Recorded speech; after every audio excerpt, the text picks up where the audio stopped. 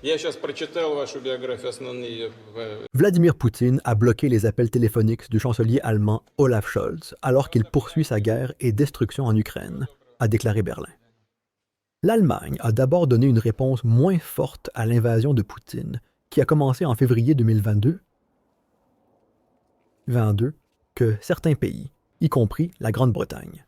Mais Berlin a maintenant fourni des milliards pour les efforts militaires de l'Ukraine. Le président ukrainien Volodymyr Zelensky a rencontré Scholz à Berlin vendredi lorsque l'Allemagne a annoncé un autre paquet d'aide pour Kiev, et le chancelier allemand a souligné que c'était un message à Poutine que l'Occident ne reculerait pas dans son soutien à l'Ukraine. Pendant ce temps, plus tôt, comme l'ont rapporté les médias étrangers, BuzzPlus a relayé la ministre allemande des Affaires étrangères.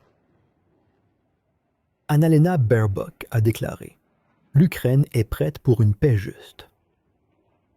Critiquant Poutine pour avoir rejeté les propositions de pourparlers de paix, elle a ajouté « Il refuse d'accepter la paix et envoie chaque jour un autre signal en faveur de la guerre et de la destruction. Ces jours-ci, il n'est plus prêt à parler au téléphone avec le chancelier allemand. Zelensky a présenté son plan de victoire à Sir Keir Starmer jeudi à Londres, après avoir également visité Paris pour des discussions avec le président français Emmanuel Macron. Le président ukrainien cherche l'approbation de l'Amérique et d'autres alliés pour utiliser des missiles à longue portée fournis par l'Occident pour cibler des bases aériennes profondément en Russie. Lors de discussions trilatérales à Downing Street, le premier ministre Zelensky et le secrétaire général de l'OTAN, Mark Rutte, ont discuté de l'état de la guerre et de la question des missiles à longue portée.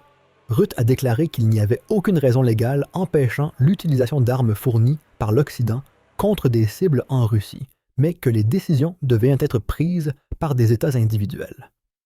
Après les discussions au numéro 10, Zelensky a déclaré « Le plan de victoire vise à créer les bonnes conditions pour une fin juste de la guerre. Je remercie le Royaume-Uni pour son soutien continu à la défense de notre pays, y compris les armes à longue portée.